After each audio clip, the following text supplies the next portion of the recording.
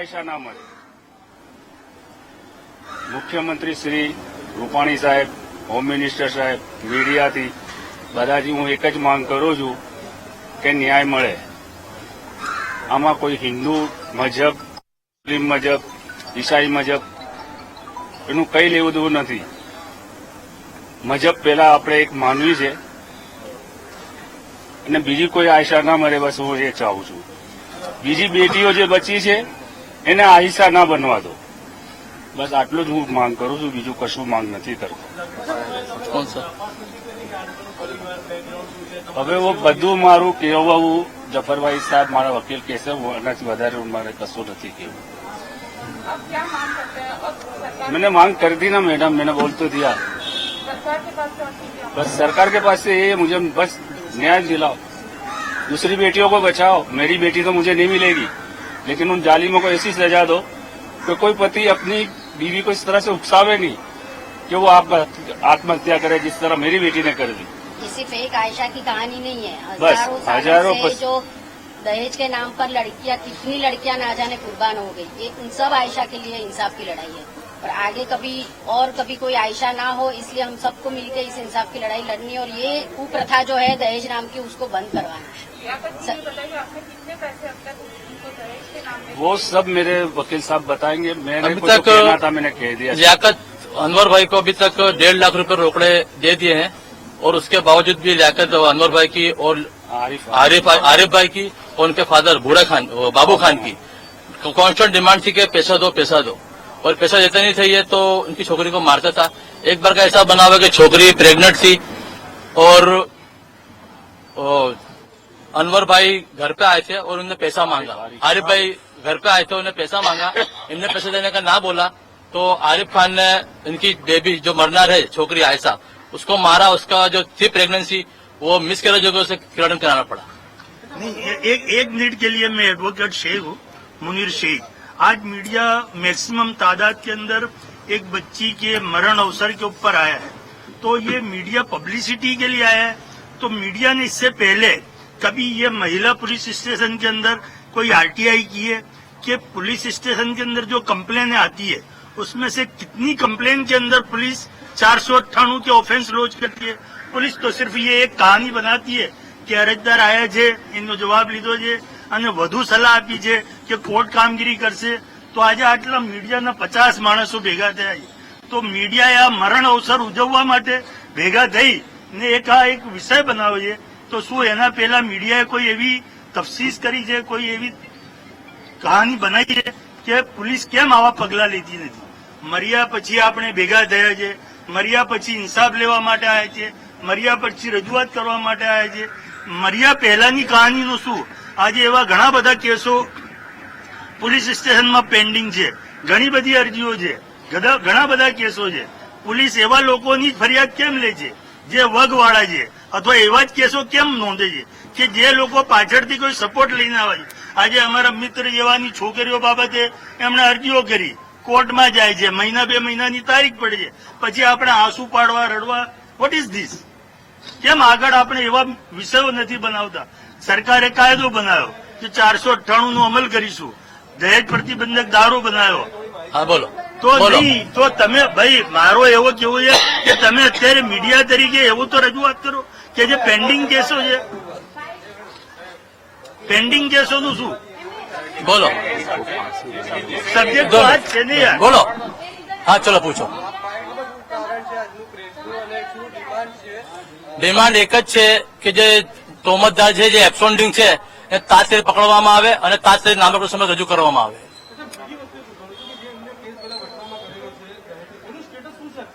એનું case pending છે, એને જામીન થઈ ગયા છે નામદાર કોર્ટમાં અને કેસ પેન્ડિંગ છે. એના વિશેષમાં મરનારે ડોમેસ્ટિક વાયલન્સ કેસ બી કર્યો છે 19 કોર્ટમાં, મેટ્રોમાં. એ બી કેસ હાલ પેન્ડિંગ છે.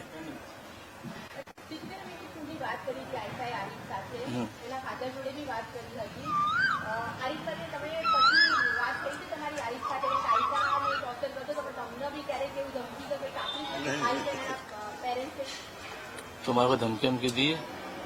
मेरी जब आरिफ से बात क्या बोलो? आरिफ ने, मेरी लड़की ने जब मुझे बात करी तो मुझे डाउट हो गया था कि ये सुसाइड कर लेगी, तो मैंने उसके फादर को फोन लगाया था। मैंने 4-5 बार फोन किए लेकिन उन्होंने फोन नहीं उठाया। मेरा मकसद ये था कि ये फोन उठावे और मैं बोलूं कि तुम्हारे लड़के ने ऐसा तो क्या बोला कि मेरी लड़की आत्महत्या करने जा रही है। अगर वो फोन उठा लेते तो वो उसके लड़कों को कहते, तो वो अगर मोहब्बत से बात करता तो वो घटना नहीं घटती। लेकिन उन्होंने फोन नहीं उठाया। 5 बार मैंने फोन किया लेकिन नहीं उठाया।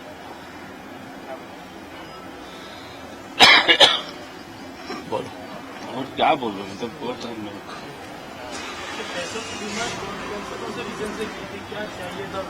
ये सब मेरे वकील पैसे के अंदर वो पहले दहेज मांगते थे, जैसे जो चलता है फ्रिज, टीवी, वो ये नहीं दे पाए तो फिर उन्होंने रोकड़े दहेज की मांग करी।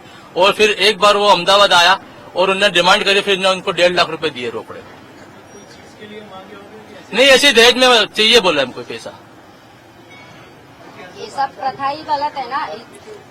लड़की को ससुराल के अंदर खाना देते हैं, जैसे उसको जो सायरा बानू है, उसकी सास खुशबू बानू जो नड़ंद है, वो उसको मेंटली फिजिकली हेरेसमेंट करते थे, वो उसको मारपीट करते थे, खाना का देते नहीं थे उनको। दागिने सब इसी के और जो दागिने इनके मदर फादर ने जो दिए शादी के अंदर, वो सब उन्होंने ले लिए थे, अभी उनके पास ही अभी फिलहाल भी सब दहेज उसके पास। सारा दहेज उनके पास ही है। वो कोई आइडिया नहीं है कि निकलिए कि निकली, बाकी मैं भी मिलके आया जैसे सबको, तो उन्होंने लगे तपास चालू कर दिया हमने, हमें टीम भेजी है, शॉर्ट पकड़ा जाएगा। वो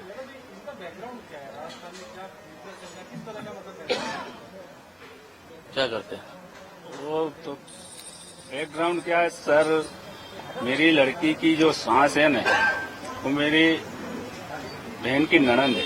करते क्या? बिजनेस तो ये माइंस में हैंगे, माइंस की फैक्ट्री चलाते हैं, जो कोटा ये पत्थर बनते हैं ना उसमें। तो कोच वाले हैं, सोशल उनके नेट सोच मजबूत होंगे, वो हिसाब से सब हो जाएगा।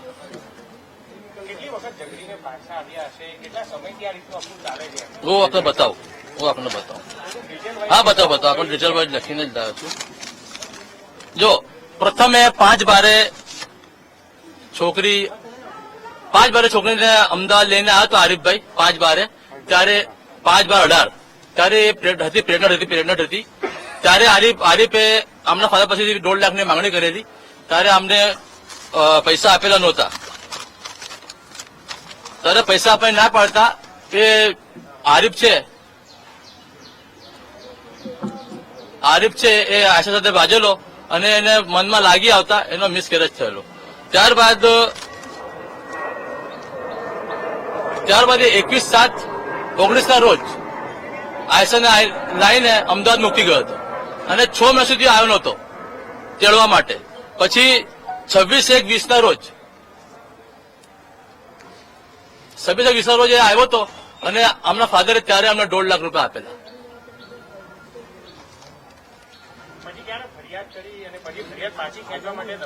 પછી લાસ્ટમાં એ 10/3/20 ના રોજ એ બેક ટુ પેરેન્ટ થઈ પેલી બેબી, અને ત્યારથી લેવા આવ્યો નહીં અને વારંવાર એ પૈસાની માંગણી કરતો હતા। પૈસા નહોતા એટલે અમે ના પડી પૈસા આપવાની, એટલે તેડવા આવ્યો જ નહીં અને અમે કહેતો હતા જે થાય કરી લેજે, હું તારી બેબીને તેડવા આવવાનો નથી। ત્યારે કંટાળીને આ લિયાકતભાઈ અને બેબીએ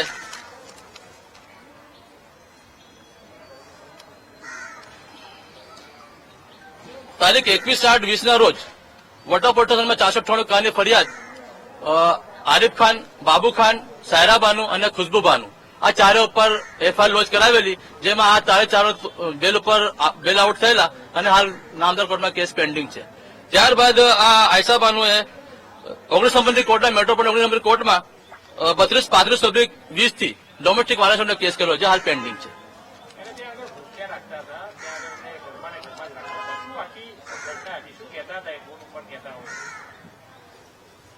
फोन पर बात नहीं, फोन पे उसकी कभी बात होती ही नहीं थी। ये सारा एक डोमेस्टिक वायलेंस का ही केस है।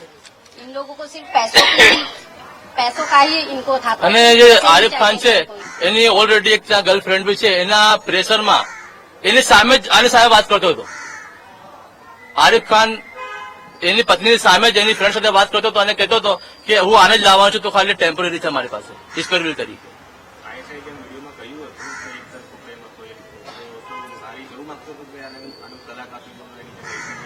આરીફનો ઇન્ટેન્શન એ જ હતો કે મારે તને રાખવી નથી, તું પુરાણે મારા ઘરે આવી ગઈ છે, બરાબર છે, તું છૂટી થઈ જા અને હું જે હું સેકન્ડ મેરેજ કરી શકું. એટલે એને આયશાને કીધું કે તું મરી જા અને મને વિડીયો મોકલજે એટલે હું આઝાદ થઈ જાઉં.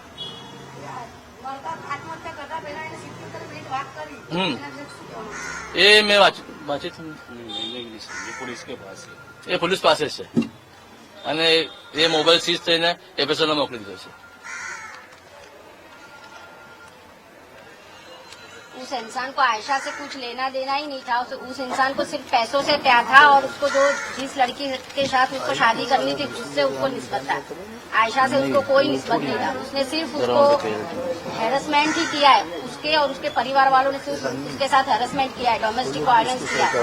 हम सिर्फ ये मांग करते हैं उसको इंसाफ दो और वो इंसान को सबक सिखाओ, ऐसा सबक सिखाओ कि आज के बाद कभी कोई दूसरी आयशा ना पैदा हो और कभी कोई लड़की इस तरीके की मौत की चादर ओढ़ के ना सो जाए. लव मैरिज नहीं है. लव मैरिज नहीं है, सगे में है. एक दूसरे को एक जो जान से पसंद करते थे और उसको फिर शादी कराई. तो वो एक दूसरे को देखा हुआ था क्योंकि रिलेशन में ही इनके शादी हुई है. तो वो अदर कास्ट नहीं है कि कास्ट के सगे में है इनके. एक दूसरे को पसंद करा हाँ, तो हम तो दोनों पसंद परिवार किया ने था एक्सेप्ट तो कर लिया. परिवार एक दूसरे को पहचानता था इसलिए शादी करवाई थी.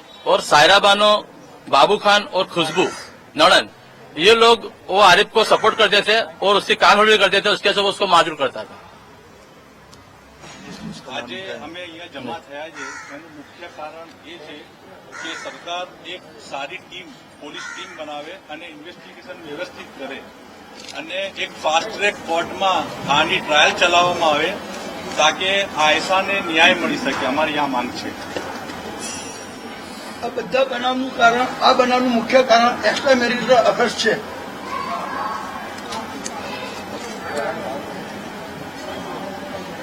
આ આરિફ ખાનને બીજી છોકરી જોડે આડો સંબંધ હતો, અનૈતિક સંબંધ હતો. મોટું કારણ એ જ હતું ને બીજું દહેજનું કારણ હતું.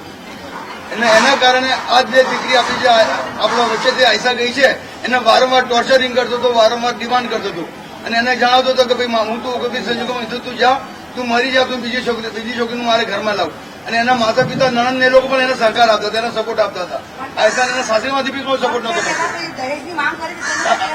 આ દહેજનો કેસ 498 કેસ ઓલરેડી વટોપોટર में एफआईआर लॉन्च થયેલી છે અને નામદાર કોર્ટમાં જામીન આપે છે. કેસ પેન્ડિંગ છે હાલના તબક્કે મેટ્રોપોલિટન कोर्ट नंबर 19 में.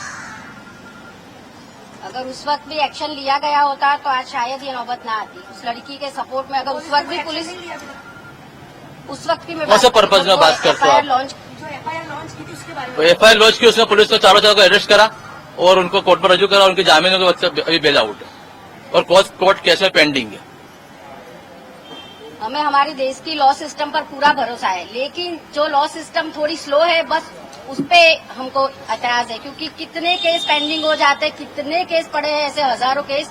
लड़कियां मर जाती है, माँ बाप बूढ़े हो जाते हैं, माँ बाप चले जाते हैं, लेकिन केस का कोई निराकरण नहीं आता है, कोई उसका ना इंसाफ होता है, ना ही कोई उसका जजमेंट आता है. तो बस यही है. अब हमारे देश का लॉ सिस्टम बहुत अच्छा है, सरकार भी बहुत अच्छी है, लेकिन सिर्फ जो ये लॉ का जो सिस्टम है उसको थोड़ा फास्ट करना है ताकि कभी दूसरी ऐसी सब नौबत ना आए, लड़कियों को तुरंत इंसाफ मिले. आज सरकार खड़ी है, लड़कियों के साथ पूरी तरह से खड़ी है, हर एक बाबत में लड़कियों के साथ खड़ी है, लेकिन सिर्फ सिस्टम थोड़ी स्लो पड़ती है. दूसरी लड़कियों के बारे में क्या मैसेज देना चाहेंगे? दूसरी लड़कियों को मैसेज ये देना चाहते हैं कि वन साइड लव मत करो तुम. अगर तुमको तुम्हारा हस्बैंड नहीं गमता, नहीं तुमको चाहता है, तुम्हारे मतलब पेरेंट्स को बोलो, उसका निकाल कर लो, सॉर्ट आउट करो उस मैटर को. लंबा खींचो मत.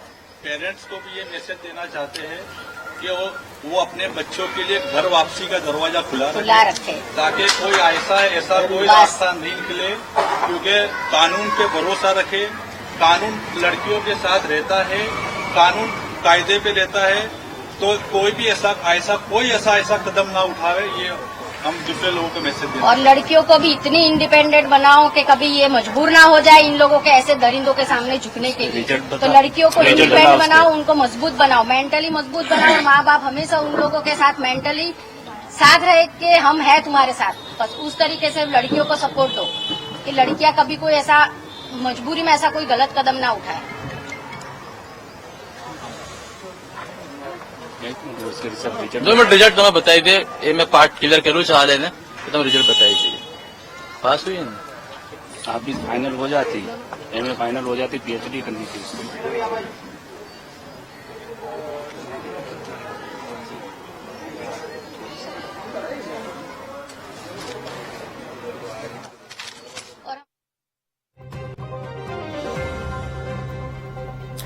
તો આયશાના પરિવાર દ્વારા પ્રેસ કોન્ફરન્સ કરવામાં આવી હતી. તેમાં આયશાના પિતા, માતા તેમજ વકીલ દ્વારા જણાવવામાં આવ્યું છે કે ત્યારે હાલમાં જે રીતે કેસ દર્જ કરવામાં આવ્યો છે કલમ 498 હેઠળ અને આરીફ જે તેનો પતિ છે તેને કડકમાં કડક સજા થાય તેવી માંગ